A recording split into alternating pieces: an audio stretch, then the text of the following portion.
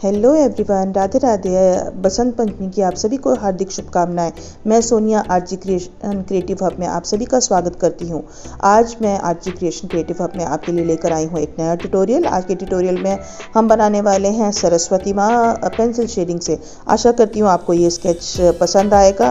तो शुरू करते हैं आज का ट्यूटोरियल। सबसे पहले ली है मैंने यहाँ पर 200 GSM की ब्रस्ट्रो कंपनी की शीट, और इस शीट के ऊपर मैं बना रही हूँ यहाँ पर सरस्वती माँ का फ्री हैंड स्केच। मैं यहाँ पर स्केच जो है बना रही हूँ 2B की पेंसिल से, ताकि स्केच आपको इजीली नज़र आए। थोड़ा सा स्केच स्टार्टिंग से ही डार्क बना रही हूँ और कोशिश कर रही हूँ कि आपको स्केच क्लियरली विजिबल हो।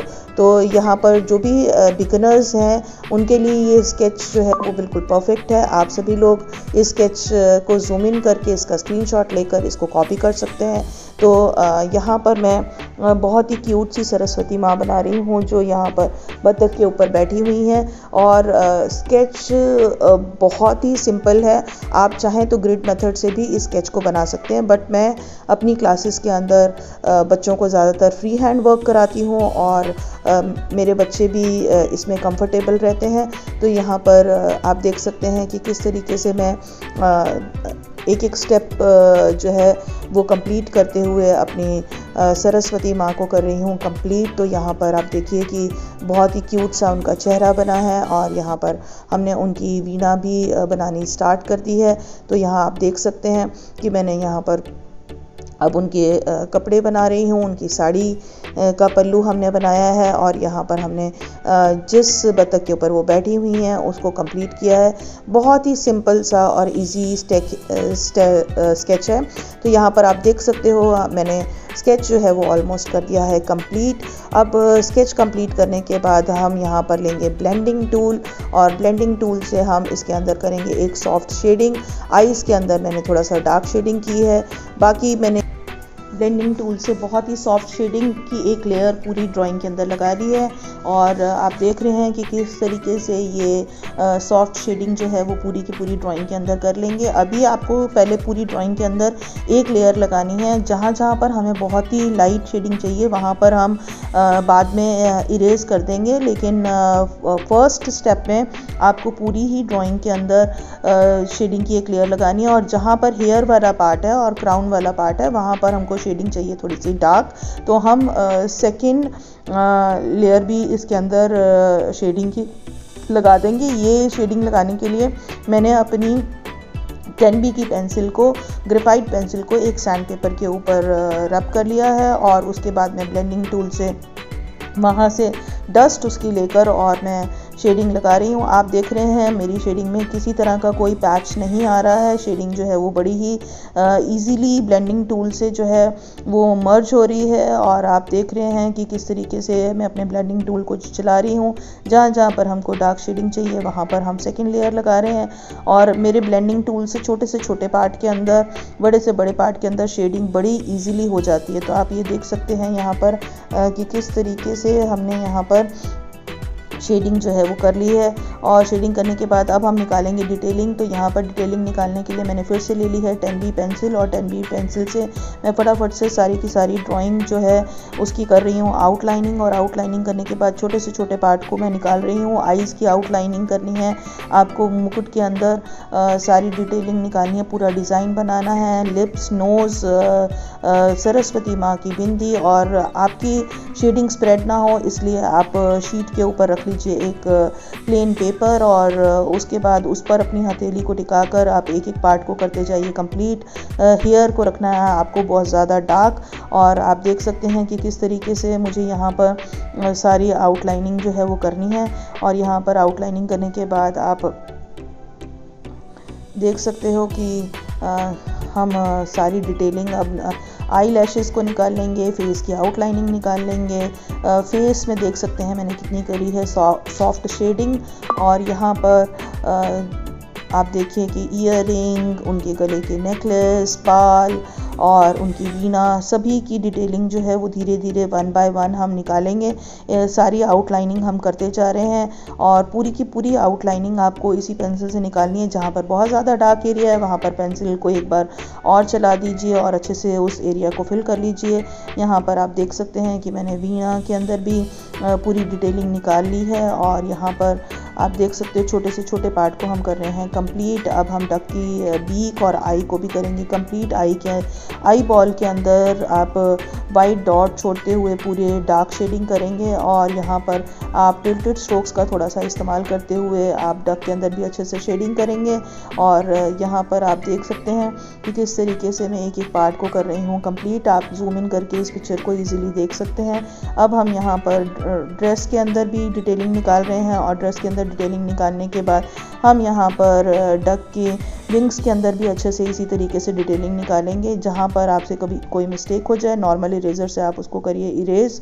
और यहाँ पर इस ड्राइंग के अंदर मैंने ज़ीरो मोनो इरेज़र और अपने नीडेबल इरेज़र का इस्तेमाल किया है। और यहाँ पर आप देख सकते हो कि किस तरीके से हम धीरे धीरे सारे डिटेलिंग निकालते जा रहे हैं। सारे शेडिंग हमने कंप्लीट कर ली है और शेडिंग कंप्लीट करने के बाद हमें हाईलाइटेड पार्ट भी इसमें ज़रूर दिखाना है। हाईलाइटेड पार्ट दिखाने के लिए मैं यहाँ पर दो पेन्स का इस्तेमाल कर रही हूँ। एक तो वाइट फ्लूइड पेन और दूसरा यूज़ करूँगी मैं अपना एक्रिलिक मार्कर। तो यहाँ पर आप देख सकते हो मैंने एक बार फिर दोबारा से ब्लेंडिंग टूल से इसके अंदर अपनी शेडिंग को कर लिया है ब्लेंड। और हमारी शेडिंग देखिए आप किस तरीके से अच्छी लग रही है। अब मैंने नीडेबल इरेज़र से अपनी शीट को अच्छे से क्लीन कर लिया है। जहाँ कहीं पर भी मुझे लाइट शेडिंग चाहिए वहाँ पर भी नीडेबल इरेज़र को जस्ट टच करना है। नीडेबल इरेज़र अपनी आप ही शेडिंग को कर देगा कम। और जहाँ पर आपको कहीं पर पैच दिखे तो फिंगर से आप मर्जिंग कर सकते हो। तो यहाँ पर मैं साथ साथ अपने ब्लेंडिंग टूल से आप देख सकती हूँ कि किस तरीके से ब्लेंड भी कर रही हूँ और साथ में नीडेबल इरेज़र से उसको लाइट कर रही हूँ। तो यहाँ पर आप देखिए कि शेडिंग हमारी ऑलमोस्ट पूरी हो चुकी है। अब हम पेन से निकाल रहे हैं हाईलाइटेड पार्ट, सारे ऑर्नामेंट्स की डिटेल। और जहाँ जहाँ पर मुझे हाईलाइटेड लाइंस चाहिए वहाँ पर मैं फ्लूइड पेन और अपने एक्रिलिक मार्कर का इस्तेमाल करते हुए सारी डिटेलिंग निकाल रही हूँ। तो ये आपने बड़े ही ध्यान से करना है और शेडिंग को जो है वो टच नहीं करना है। अपने हाथ को थोड़ा सा गैप बना कर रखिए।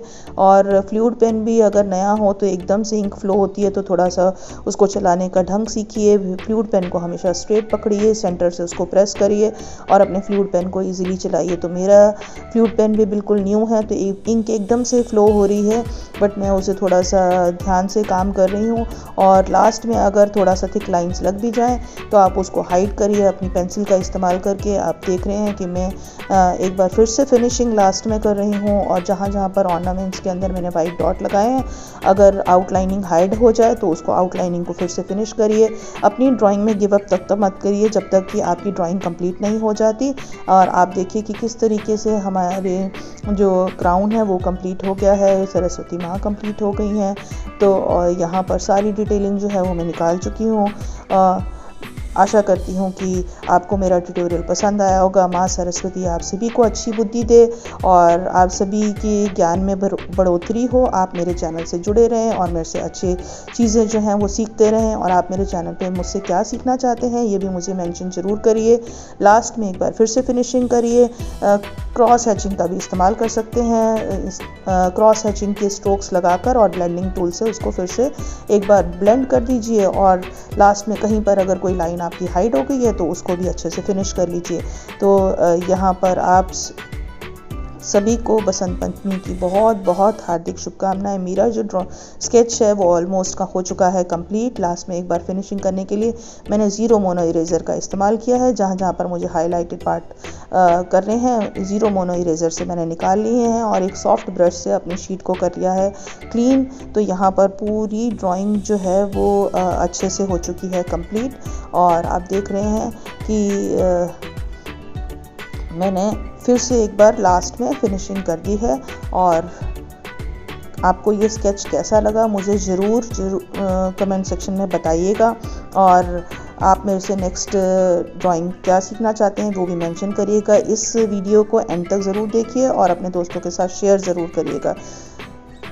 तो यहाँ पर हम एक बार लास्ट में एक काम और करेंगे। ऊपर पेंसिल से सिंपल फॉन्ट में हम लिखेंगे हैप्पी वसंत पंचमी और उसके दोनों तरफ बनाएंगे थोड़ा सा डिज़ाइन। तो यहाँ पर मैंने लिख दिया है happy Vasant Panchami. Writing part करने के लिए आपको 2 लाइंस लगानी बहुत ज़रूरी है ताकि आपका जो वर्ड है वो छोटा बड़ा ना हो। तो यहाँ पर आप देख सकते हैं कि किस तरीके से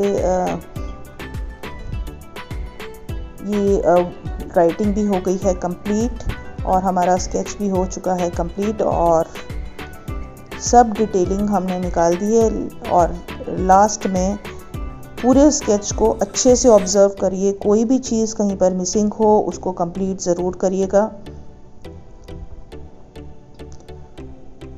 तो यहाँ पर मैंने फिर एक बार लास्ट में फिनिशिंग कर ली है और मेरा स्केच जो है वो पूरी तरीके से कंप्लीट हो गया है।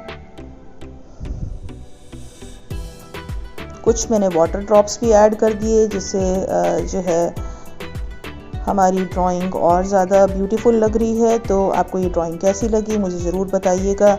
नए सब्सक्राइबर्स मेरे चैनल को सब्सक्राइब करिएगा और मुझे कमेंट करिएगा और मैं भी आपको सपोर्ट करूँगी। प्लस अपने दोस्तों के साथ मेरी वीडियो को शेयर करिएगा। पुराने सब्सक्राइबर्स जो हमेशा मेरे चैनल पर विज़िट करते हैं और मेरी वीडियोज़ को देखते हैं उन सभी का भी बहुत बहुत धन्यवाद।